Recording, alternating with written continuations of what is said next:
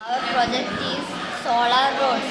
This innovative technology aims to generate electricity, improve road safety, and to reduce carbon emissions. Base plate layer preparation. Furnish and wire the base plate, which serves as the power transmission layer. Solar photovoltaic cell placement. Position and connect solar photovoltaic cell with the previously placed layer.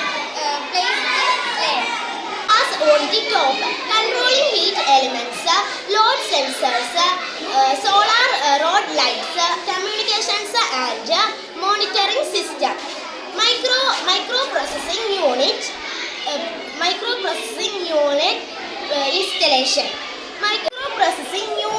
installation.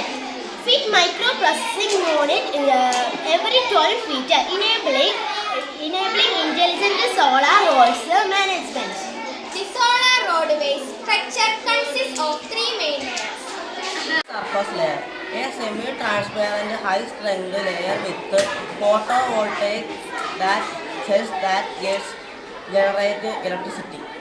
Electronics layers houses microprocessors, ultra capacitors are for energy storage, and load cells are for detecting wildlife or objects. Plate layer collects and distribute energy, transmit it to connect homes and vehicles.